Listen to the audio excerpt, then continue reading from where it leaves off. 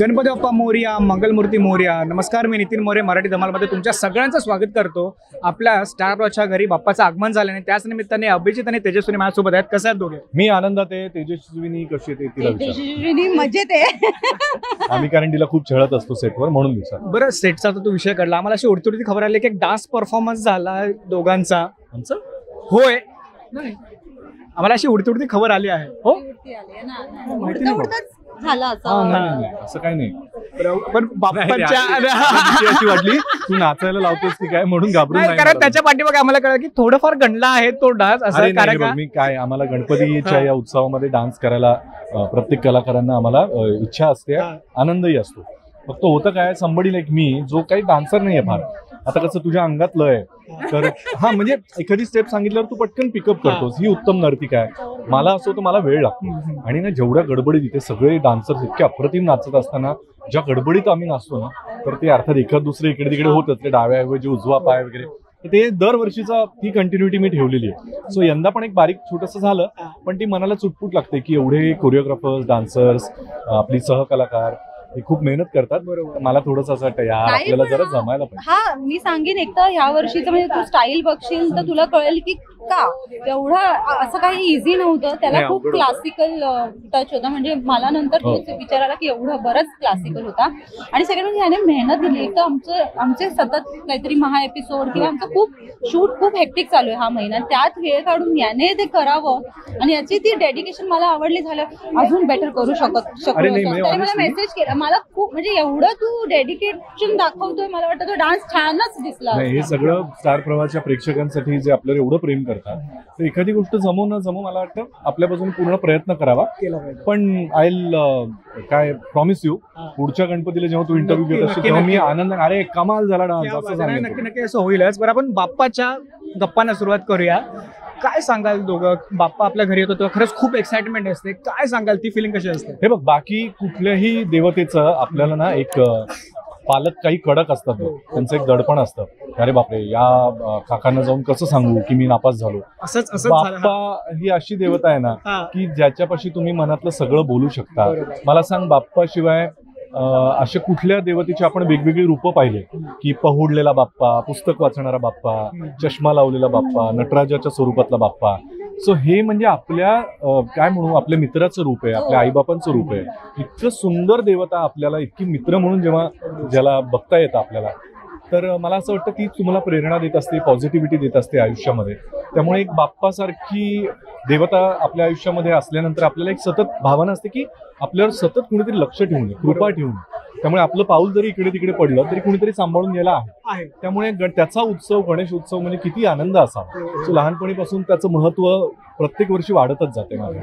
तेजस्विनी, तू काय सांगशील? म्हणून आपण आपला गणू म्हणतो ना की आपला की लहान मुलांपासून ते मोठ्यांपर्यंत गणपती खूप जवळच आहेत आपल्यासाठी. म्हणजे मी स्वतः, मला अष्टविनायक मी प्रयत्न करते जाण्याचा जेव्हा जेव्हा पॉसिबल. तो मला असं वाटतं खूप जवळचा असा बाप्पा आहे. आणि कंप्लेंट कदाचित दुसरीकडे आपण नाही ना, जीवनातली काही असेल तर पण त्याच्याकडे पटकन बोलून द्या, काय बाप्पा तू असं का केलं. तर खूप जवळचं नातं आहे. आणि दुसरी गोष्ट म्हणजे मला ना सगळा तो उत्साह, तो माहोल 10 दिवस आवरच असतो. म्हणजे मुंबईत, पुण्यात जेव्हा ते ढोल ताशांचे जेव्हा सराव करतात, आपले आर्टिस्ट किती त्यात इन्व्हॉल्ड असतात, ते सगळं खूप मस्त वाटतं. म्हणजे मलाही ते करायचं यावर्षी, प्रयत्न करीन मी. सो खूप मस्त वाटतं. आणि दुसरी गोष्ट म्हणजे 9वा, 8वा, 9वा दिवस आला की ती हुरहुर लागते ना, तर बाप्पाचं विसर्जन, ते फार इमोशनल व्हायला होतं. म्हणजे एकंदरीत खूपच जवळचा बाप्पा असल्यामुळे त्याच्याबद्दलचं फेस्टिवल सुद्धा खूप जवळचं वाटतं. बरं, तुमच्या दोघांना हा प्रश्न विचारतो की असं असतं ना किंवा बाप्पा घरी येतोय आता, तर बाप्पा घरी आल्यानंतर एक अशी आठवण असते जी आपल्याला शेवटपर्यंत आपल्या सोबत कायम राहते. म्हणजे ती चांगलीच असते. बाप्पाच्या दिवशी असं काहीच वाईट घडत नाही. अशी कोणती आठवण आहे का जी आता पण तुमच्या डोक्यात आली किंवा मनामध्ये आली तर वाटतं की बाप्पा माझ्या पाठीशी आहे असं? मी आतापर्यंत फार न सांगितलेली गोष्ट आज तुमच्या या माध्यमातून शेअर करतो. कलाकार म्हणून जर आज मी या क्षेत्रात वावरतोय आणि मला लोक एवढं प्रेम करतात माझ्यावर, तर मला असं वाटतं कलेची देवता आपण जिला म्हणतो, तर हे माझ्यामध्ये कुठून आलं असावं याचा विचार केल्यावर लक्षात येतं की मी जेव्हा लहानपणी गणपतीच्या स्पर्धांमध्ये भाग घ्यायचो, तर मी खरं सांगतो, चमचा लिंबूपासून ते बटाटा शर्यत, 3 पायांची शर्यत, स्लो सायकलिंग, या स्पर्धांमधून तो माझा कॉन्फिडन्स वाढत गेला. सो ट्रस्ट मी, बाकी गोष्टी तर खूप होत राहतात. तुमचे पालक तुम्हाला सपोर्ट करतात, तुम्ही तुमचं शिकता, कुणाकडे तरी बघून ऑब्झर्व करता, पण मुळात गणपती उत्सवातूनच या गोष्टी होतात. त्यामुळे मला अजूनही आठवत आहे, मी एक सर्वसामान्य विद्यार्थी होतो, तेवढेच मार्क्स मिळवणारा, आणि त्या वयामधले जे न्यूनगंड असतात, आपला भाषेबद्दलचा, दिसण्याबद्दलचा, हे सगळे होते. पण मला ना गणपती उत्सव जवळ आल्यानंतर त्या स्पर्धा दिसायच्या, आणि या स्पर्धांमध्ये भाग घेतल्यानंतर जिंकल्यावर जो कॉन्फिडन्स मिळायचा तो मला आज तागायत इथपर्यंत घेऊन आला. सो एक आठवण नाहीच आहे, गणेशोत्सवामुळे माझं काय म्हणू करिअर घडलं असं म्हणणं सुद्धा चुकीचं ठरणार. सो हे फक्त आणि फक्त कलेच्या, बुद्धीच्या देवतेमुळे. एक्झॅक्टली. लहानपणापासून मी मगाशी सुद्धा सांगितलं की आपल्या सोसायटीमध्ये गणपती बसतो तेव्हा डान्स, गाण्याच्या स्पर्धा होतात, डान्सच्या. मी नेहमी डान्सच्या स्पर्धेत घ्यायचे किंवा जास्त स्किट बसवायचं, स्वतः बसवायचं, सगळ्यांना घेऊन तुटक फुटक होईना असं. सो ती सवय जी आहे ना, आपण सोशल वेगळ्या म्हणजे आपल्या कला बाहेर न घाबरता लोकांसमोर सादर करू शकतो, ती सवय मला वाटतं तेव्हापासूनच लागली. की कॉलेजमध्ये सुद्धा मग गणेश फेस्टिवल, आणि पुण्याच्या गणेश फेस्टिवल, पुणे गणेश फेस्टिवलमध्ये मी आता गेले 11 वर्ष परफॉर्म करते. तर मला माझ्यासाठी तो एक म्हणजे नेहमीच मी वाट बघत असते की कधी गणपती येतात आणि कधी पुणे, कारण ते प्रेस्टिजियस आहे फेस्टिवल आहे तो Ganesh festival, Pune Ganesh festival. So माझ्यासाठी तेच हा म्हणाला तसं पर्सनॅलिटी डेव्हलपमेंट लहानपणापासून बाप्पामुळे सुरुवात झालेली आहे, आणि आजही ते असतं की चालतं आता परफॉर्म करायचं, आता आपल्याला फिट राहायला हवं, आपल्याला हे करायचं, या वर्षी कुठलं गाण्याचं, हे सगळं, आणि त्यांच्यासाठी ते सादर करतो.